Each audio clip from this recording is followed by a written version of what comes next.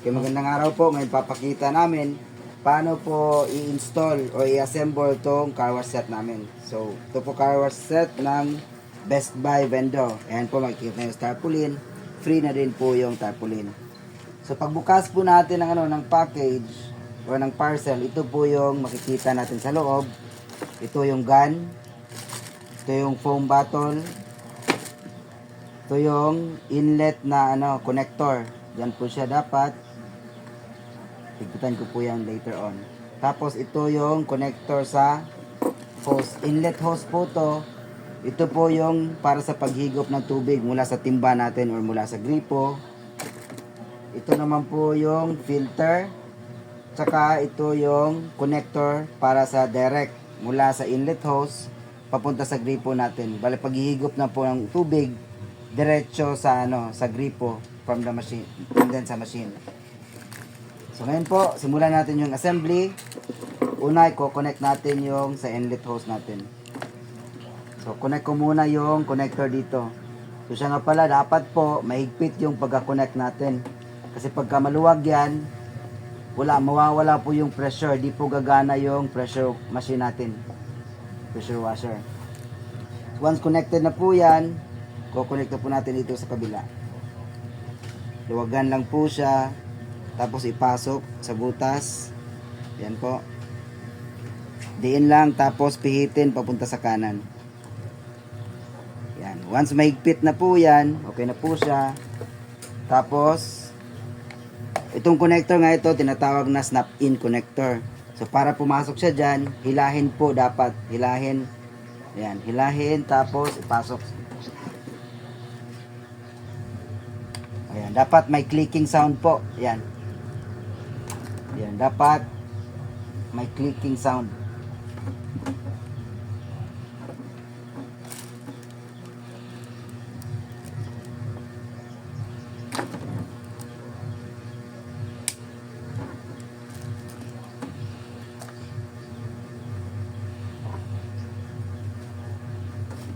Yan po, dapat mahigpit.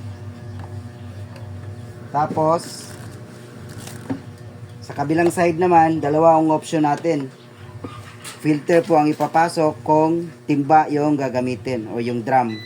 So yan po. So sa setup namin dito, andito sa likuran yung drum natin o timba ang gamit namin dito. Huwag po natin kalimutan, itong filter po dapat nakalubog. Kasi pagka umangat siya sa ibabaw, nakakahigop siya ng hangin, hindi na po gagana properly yung car wash set natin. Yan po, nakahigop ng hangin, lilitaw siya. So dapat po lagyan siya ng pabigat para laging nakalubog sa ilalim. So another option po natin, kung halimbawa gusto natin direct sa gripo, yung source natin, ito po yung gagamitin natin. Yan. So connector na direct sa gripo po to. Yan. Tapos ito ipapasok sa inlet ng gripo. Tapos higpitan yan. Halimbawa, ito yung gripo. Ayan, higpitan na po siya. So, dapat po mahigpit. Kaya lang po, hindi po namin nire-recommend na gumamit yung direct sa gripo. Kasi yung minsan sa gripo kasi may hangin.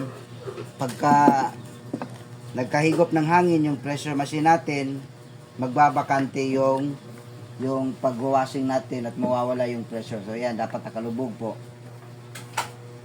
Tapos, so, ayan, okay na yan. Nakalubog na yung filter. Tsaka dito, connected na din po.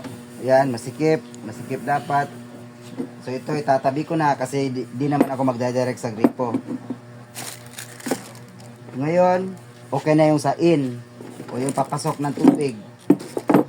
Sa out na po tayo. Bali, palabas na po ng tubig mula sa machine. So, ipapasok po natin siya dito. Ayan po. Idiin po, tapos higpitan. Yung pihit po natin papunta sa kanan.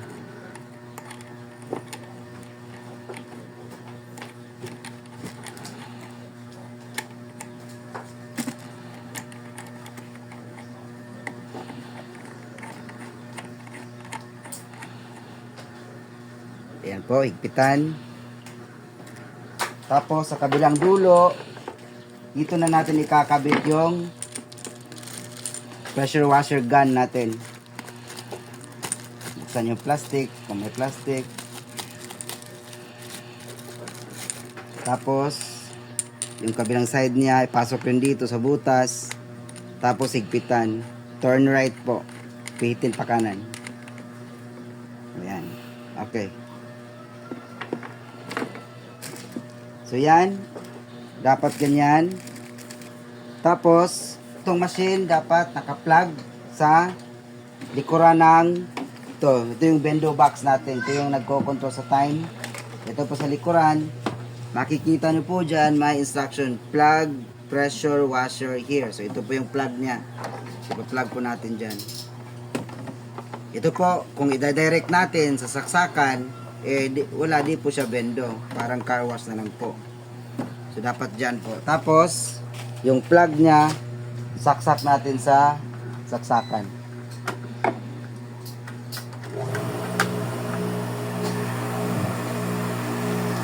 O, ayan. Umandar yan kasi may natitirang oras dito. Pag nakasero po yan, mamamatay na po yan automatic. Tapos dito po, yung paggamit naman ng ng foam bottle natin,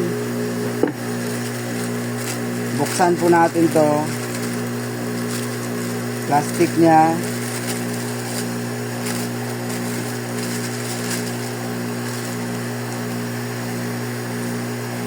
Tapos may seal dito.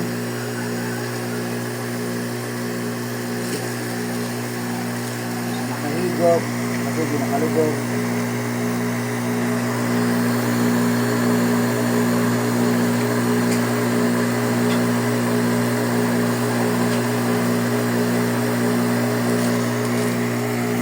Tapos kung gagamitin natin to, lagyan na natin ng car shampoo o kahit anong sabunan po, kalahati na sabon, tapos kalahating tubig, tapos plug natin dito sa dulo. Ayan. Tapos, para gumana po siya, pihitin natin pa kanan o pa kaliwa. Kasi pag masyadong malakas yung pressure niya, di po gagana yung foam bottle niya. Ayan, dapat pihitin po. Tapos, nakapihit dito sa sa gun. Ayan po. Ayan. So mapapansin niyo po, habang pinipihit ko yan, humigop siya ng tubig. Tapos ayan. Dito tayo harap. Ayan po. Papansin niyo po, malakas yung pressure niya. Tapos dito, plug siya kung gagamitin. Dapat may sabon na tsaka may tubig na kasama, kalahati. Ayan na. Pagka ganyan po, may foam na po yan lalabas dapat. Makikita niyo po, malakas yung pressure niya.